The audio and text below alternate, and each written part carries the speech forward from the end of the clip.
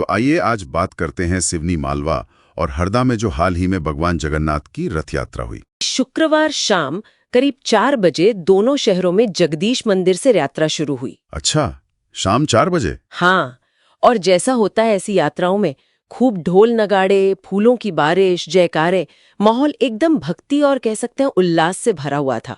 ये सिर्फ एक धार्मिक यात्रा नहीं लगती, बल्कि जैसे पूरे समाज का एक त्योहार हो। हाँ, ये महसूस होता है। और खास बात यह कि भगवान जगन्नाथ, उनके भाई बलभद्र, बहन सुभद्रा, तीनों की मूर्तियां रथ पर होती हैं। पारंपरिक रूप से जानकारी में सिवनी मालवा के रास्ते का भी काफी जिक्र है। सही कहा।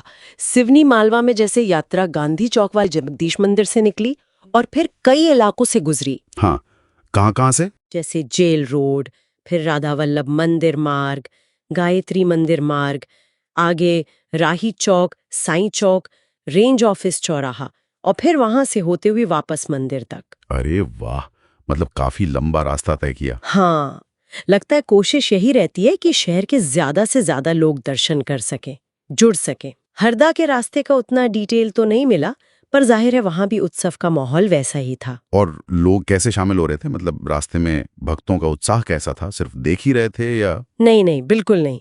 जगह जगह फूलों से स्वागत तो हो ही रहा था, उसके साथ साथ लोग भजन कीर्तन कर रहे थे, ढोल नगाड़ों की धुन पर नाचते गाते भी चल रहे थे। ये सिर्फ एक आप कह लें रस्म अदायगी नहीं थी, लोग पूरी तरह उसमें रमे हुए थे। हाँ, ये सक्रिय भागीदारी ही इसे जीवंत बनाती है। बिल्कुल, वो एक स्पॉन्टेनियस सी भक्ति और खुशी झलकती है। और ये सब एक तय समय पर होता है ना, जैसे हमारी परंपराओं में होता है अक्सर। जी हाँ, ये भी एक अहम बात है। हिंदू कैलेंडर के हिसाब से देखें तो ये रथ यात्रा हर साल आषाढ़ महीने के शुक्ल पक्ष की दूसरी तिथि, मतलब द्वितीया को ही निकलती है।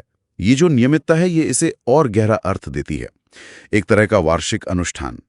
तो इस नियमितता और इस पूरे उत्सव के पीछे कोई खास वजह, कोई कहानी, स्रोत कुछ बताते हैं इस बारे में? हाँ, एक कहानी का जिक्र है और काफी दिलचस्प है।